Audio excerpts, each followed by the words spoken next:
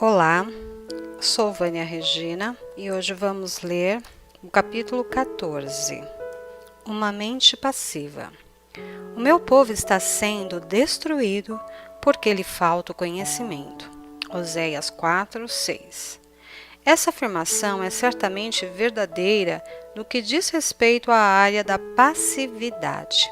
A maioria dos cristãos não está nem mesmo familiarizada com o termo, tampouco sabem como reconhecer os sintomas. Passividade é o oposto da atividade. É um problema perigoso porque a palavra de Deus ensina claramente que devemos estar alertas, sóbrios e ativos. 1 Pedro 5:8. Que devemos reavivar a chama e agitar o dom que há em nós. 2 Timóteo 1:6. Tenho lido várias definições da palavra passividade e a descrevo como ausência de sentimento, uma ausência de desejo, apatia geral, indiferença e preguiça. Espíritos maus estão por trás da passividade. O diabo sabe que a inatividade, o insucesso para exercitar a vontade, significará a completa derrota do crente. Enquanto uma pessoa está se movendo contra o diabo, usando sua vontade para resistir-lhe, o inimigo não ganhará a guerra. Entretanto, se entrar em um estado de passividade, ela estará com sérios problemas. Tantos crentes são tão governados emocionalmente que qualquer ausência de sentimentos é tudo do que precisam para que parem de fazer o que foram ensinados a fazer. Eles louvam se sentirem vontade, doam se sentirem vontade, são fiéis aos que dizem se sentirem vontade e, se não sentirem vontade, não fazem nada. O espaço vazio é um lugar. Nem deis lugar ao diabo. Efésios 4, 6. O lugar que damos a Satanás é frequentemente um espaço vazio. Uma mente vazia e pacífica pode facilmente ser cheia com todos os tipos de pensamentos errados. Um crente que tem uma mente passiva e que não resiste a esses pensamentos errados, frequentemente os toma como seus próprios pensamentos. Ele não percebe que o espírito mau os injetou em sua mente, porque havia espaço vazio lá para ser preenchido. Uma forma de manter os pensamentos errados fora da mente é manter a mente cheia de pensamentos certos. O diabo pode ser lançado fora, mas ele vai e vagueia em lugares secos por uma temporada. Quando ele retorna para seu antigo lar e o encontra vazio, a Bíblia diz, em Lucas 11, 24 a 26, que ele volta e traz outros demônios com ele, e a última condição da pessoa é pior do que a primeira. Por essa razão, jamais tentemos lançar fora um espírito mau de uma pessoa, a menos que ela tenha sido instruída a como encher o espaço vazio. Não estou dizendo que cada pessoa que tem um pensamento mau tenha um espírito mau, mas um espírito mau está sempre por trás de pensamentos maus. Um indivíduo pode lançar fora conceitos repetidamente, mas eles voltarão imediatamente até que ele aprenda a preencher o espaço vazio como uma forma de pensar correta. Quando o inimigo retornar, ele então não encontrará lugar naquela pessoa. Há pecados agressivos ou pecados de execução e há pecados passivos, que são pecados de omissão. Em outras palavras, há coisas erradas que fazemos e há coisas certas que não fazemos. Por exemplo, um relacionamento pode ser destruído por palavras irrefletidas, mas podem também ser destruído pela omissão de palavras bondosas de apreciação, que deveriam ter sido ditas, mas nunca o foram. Uma pessoa passiva pensa que não está fazendo nada errado porque ela não está fazendo nada. confrontada com seu erro, ela dirá: eu não fiz nada. Sua análise é correta, mas seu comportamento não é. O problema surgiu precisamente porque ele não fez nada, superando a passividade. Há alguns anos, meu marido, Dave, teve alguns problemas com a passividade. Havia certas coisas em que ele era ativo. Ele ia trabalhar todo dia, jogava golfe aos sábados e assistia ao futebol aos domingos. Além disso, era muito difícil motivá-lo a fazer qualquer outra coisa. Se eu precisasse de um quadro pendurado na parede, poderia levar 3 ou 4 semanas para ter isso feito. Isso causava grande atrito entre nós. A mim parecia que ele fazia o que queria e que, além disso, não fazia nada. Dave amava o Senhor e, quando ele o procurou a respeito do seu problema, ele o fez observar algumas informações sobre a passividade e seus perigos. Ele descobriu que espíritos maus estavam por trás de sua inatividade. Havia certas áreas em que ele não tinha problemas porque havia mantido sua vontade naquelas áreas, mas em outras áreas ele tinha basicamente, pela inatividade, entregue sua vontade ao inimigo. Ele era oprimido naquelas áreas e tinha se movido a um lugar onde ele não tinha qualquer desejo, qualquer eu quero, nenhuma motivação para ajudá-lo a realizar certas atividades. O estudo da palavra de Deus e a oração eram 2 outras áreas nas quais ele era passivo. Como eu sabia que ele não estava buscando a Deus por direcionamento, era-me difícil ouvi-lo. De qualquer forma, eu tinha um problema de rebeldia, e você pode ver como o diabo usou nossas fraquezas contra nós mesmos. Muitas pessoas estão divorciadas exatamente por causa de tais problemas. Elas realmente não entendem o que está errado. Na verdade, eu era muito agressiva. Eu estava sempre correndo na frente de Deus, na carne, fazendo minhas próprias coisas e esperando que o Senhor as abençoasse. Dave não fazia muito, exceto esperar em Deus, o que me irritava seriamente.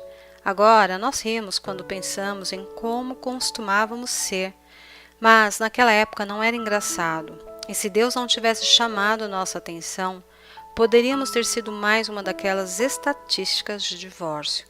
Dave me dizia que eu estava sempre na frente de Deus, e eu respondia dizendo que ele estava 16 quilômetros atrás de Deus. Eu era muito agressiva e Dave era muito passivo.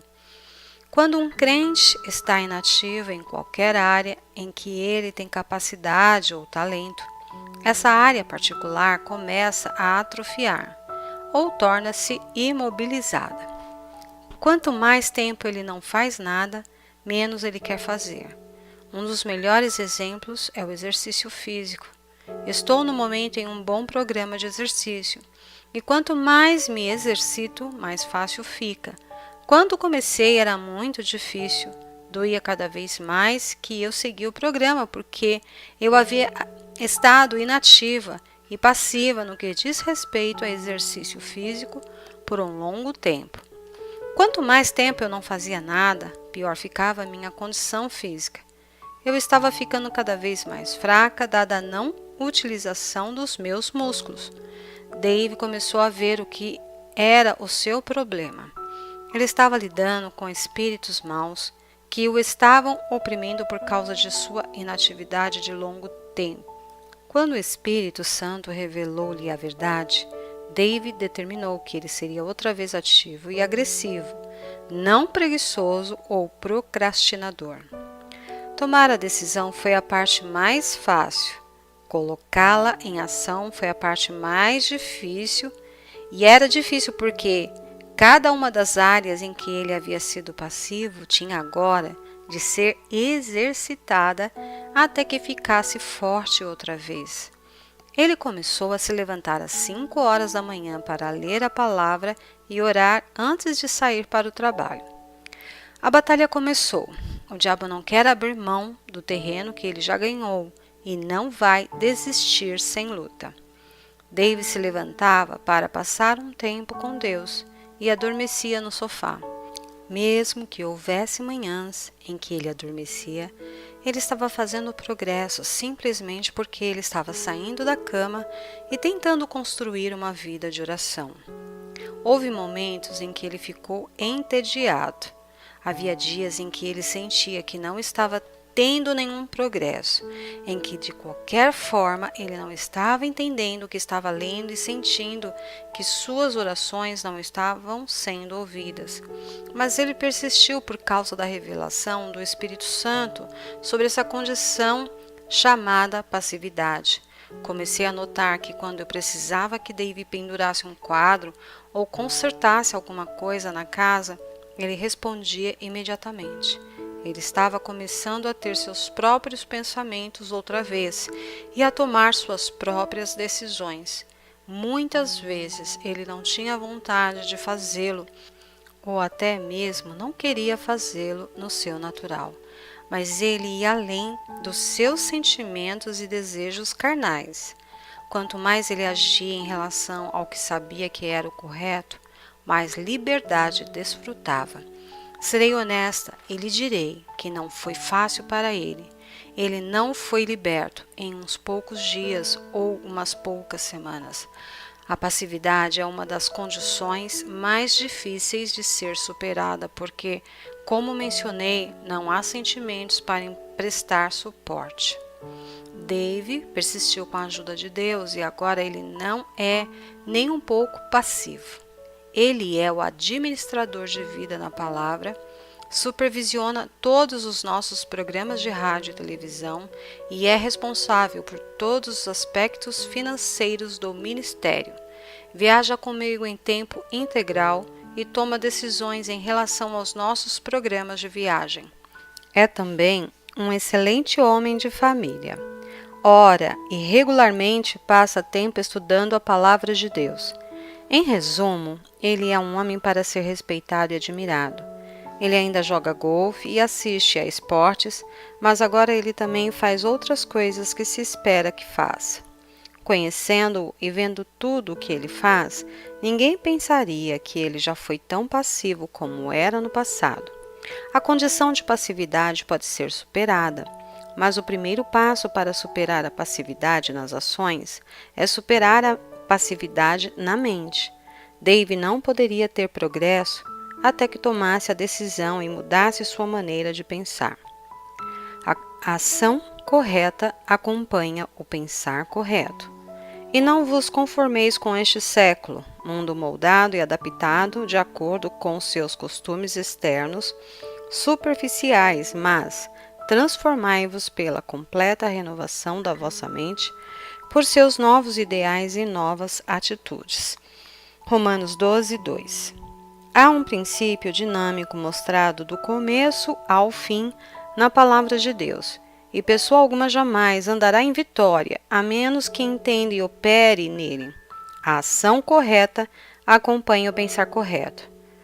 Deixe-me colocar de outra forma. Você não modificará seu comportamento até que modifique seus pensamentos. Na ordem das coisas de Deus, o pensar correto vem primeiro e a ação correta o segue. Creio que a ação certa ou o comportamento correto é fruto do pensar corretamente. Muitos crentes se desgastam tentando agir corretamente, mas o fruto não é produto de luta. O fruto vem como resultado de se permanecer na videira, João 15:4. E permanecer na videira envolve ser obediente, João 15:10. Eu sempre uso Efésios 4:22 e 24 quando ensino esse princípio. O verso 22 diz: Vos despojeis do velho homem, desvesti-vos e jogai fora vosso velho e não renovado, que caracterizava a vossa maneira anterior de vida e que se corrompe segundo as concupiscências e desejos que brotam do engano.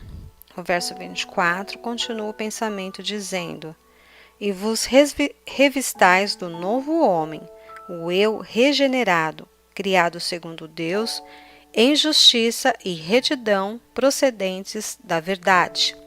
Assim, vemos que o verso 22 basicamente nos diz para pararmos de agir inadequadamente, e o verso 24 nos diz para começarmos a agir adequadamente. Mas o verso 23 é o que eu chamo de ponte bíblica. Ele nos diz como ir do verso 22, agindo inadequadamente, ao verso 24, agindo adequadamente. E vos renoveis constantemente no espírito do vosso entendimento, da vossa mente, tendo uma nova atitude mental e espiritual. É impossível ir de um comportamento errado a um comportamento correto sem primeiro mudar os pensamentos. Uma pessoa passiva pode querer fazer a coisa certa, mas ela jamais conseguirá isso a menos que ative sua mente propositadamente e a alinhe com a palavra e a vontade de Deus. Um exemplo que me vem à mente envolve um homem que certa vez foi para a fila de oração em uma das minhas conferências. Ele tinha um problema com a luxúria. Ele realmente amava sua esposa e não queria que seu casamento fosse destruído. Mas seu problema precisava ser resolvido ou ele arruinaria seu casamento. Joyce, eu tenho um problema com a luxúria, ele disse. Parece que eu simplesmente não posso ficar longe de outras mulheres. Você pode orar para que eu seja liberto? Eu orei muitas vezes, mas parece que jamais conseguirei algum progresso. Isso foi o que o Espírito Santo me ordenou que ele dissesse. Sim, eu vou orar por você, mas você deve ser responsável pelo que permite que ele seja mostrado na tela da sua mente. Você não pode visualizar fotografias pornográficas em seu pensamento ou imaginar-se com essas outras mulheres se você quer desfrutar liberdade. Como esse homem, outros vieram a perceber imediatamente porque eles não estavam experimentando um progresso mesmo que quisessem ser libertos. Eles querem mudar seu comportamento, mas não sua maneira de pensar. A mente é, frequentemente, uma área na qual as pessoas brincam com o pecado. Jesus disse em Mateus 5, 27 e 28, Ouvistes que foi dito, não adulterarás. Eu, porém, vos digo, qualquer que olhar para uma mulher com intenção impura no coração, já adulterou com ela. O caminho para ações pecaminosas é pavimentado com pensamentos pecaminosos. Uma mulher que participou do meu primeiro estudo bíblico doméstico tinha entregado sua vida ao Senhor e queria que seu lar e seu casamento fossem consertados. Tudo em sua vida era uma bagunça: o lar, os filhos, as finanças, a condição física, etc. Ela disse abertamente que não amava seu marido. De fato, ela realmente o desprezava. Sabendo que sua atitude não era de Deus, ela queria amá-lo, mas simplesmente parecia que não podia tolerar estar perto dele. Nós oramos, ela orou, todos oraram. Compartilhamos a escritura com ela e lhe demos fitas para ouvir. Fizemos tudo o que sabíamos e, embora ela parecesse estar seguindo nossos conselhos, ela não progredia. O que estava errado? Durante uma sessão de aconselhamento, foi revelado que ela havia sido uma sonhadora toda a sua vida. Ela estava sempre imaginando uma existência de conto de fadas, na qual ela era a princesa e o príncipe vinha para a casa do trabalho com flores e doces, emocionando-a com sua devoção a ela. Ela passava os dias pensando assim, e quando seu marido, cansado, acima do peso, suado e sujo, chegava em casa, depois do trabalho, com um dente faltando, ela o desprezava. Pense nessa situação por um momento. A mulher era nascida de novo e ainda assim, sua vida estava uma bagunça. Ela queria obedecer a Deus e viver para Ele e também queria amar seu marido, porque sabia que essa era a vontade de Deus. Ela queria ter vitória em sua vida e em seu casamento, mas sua mente a estava derrotando. Não havia como ela superar sua aversão por seu marido até que ela começasse a operar com uma mente sadia.